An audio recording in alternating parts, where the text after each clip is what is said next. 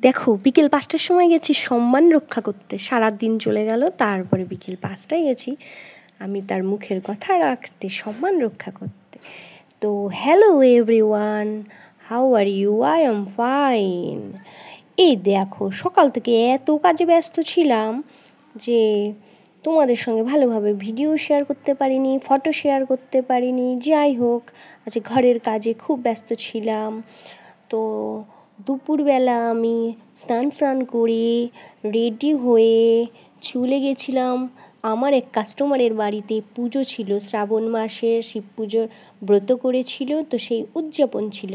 তো আমি চলে গিয়েছিলাম তার বাড়ির নিমন্ত্রণ রক্ষা করতে শেষ বেলায়। তখন বাজে বিকেল ৫টা, আর এই দেখো আমি বসে বসে গিলছি। তারপর আমি চলে এলাম বাড়িতে, যেহেতু দোকান খোলা, দোকান থেকে বারবার ফোন করছে, কাস্টমার দাঁড়িয়ে ছিল, তাড়াতাড়ি আসো তাড়াতাড়ি আসো। তো আমি কোনো রকম খাওয়া দাওয়া সেরে আমি বাড়ি ফিরে এসেছি। আর এই দেখো এসে দেখি আমার মা দরজা বন্ধ করে ঘুমাচ্ছিল মনে হয়। ডেকে ডেকে তারপরে যাই হোক মা দরজা খুলল।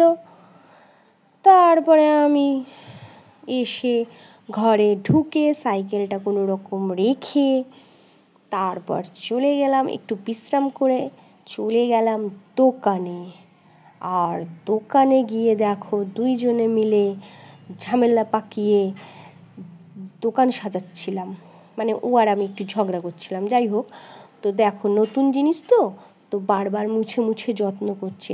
নতুন জিনিস যাই হোক না কেন, বউ হোক বা নতুন সাইকেল হোক, বাইক হোক, বই হোক, যা হোক কিছু, তা সবাই একটু যত্ন করে। আর পুরনো হয়ে গেলে কেউ পাত্তা দেয় না। তো যাই হোক, নতুন জিনিস যত্ন করে এই যে প্রোডাক্ট বার করে সাজাচ্ছিলাম আমরা দুজনে মিলে। আর তখনই সাজাতে গিয়ে দেখে গণেশ ঠাকুরটা নড়ছে, জ্যান্ত হয়ে গেছে, মতলব গণেশ ঠাকুর নড়ছিল, আঠা খুলে গেছে। তো আবারও বসে পড়লো কারিগরি করতে, গণেশ ঠাকুরকে ঠিক করতে। তো আমাকে বললো আঠা দিতে, আমি আঠা দিলাম। এই দেখো মিস্ত্রি আমার ঘরে যতক্ষণ আছে আমার কোনো সমস্যা নেই। এই দেখো খুলে খালে মিস্ত্রি আঠা লাগিয়ে ওকে করে দিয়েছে একদম।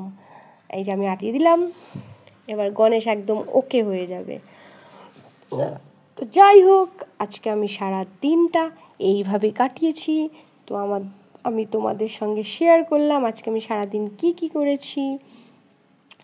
তো তোমাদের মূল্যবান মতামত আমাকে জানিও, আর আমার সঙ্গে থেকো, আর আমার পাশে থাকার জন্য তোমাদেরকে অসংখ্য ধন্যবাদ, অসংখ্য ভালোবাসা। তোমাদের পাশে আমিও আছি, আর তোমরাও আমার পাশে থেকো। থ্যাংক ইউ, ধন্যবাদ।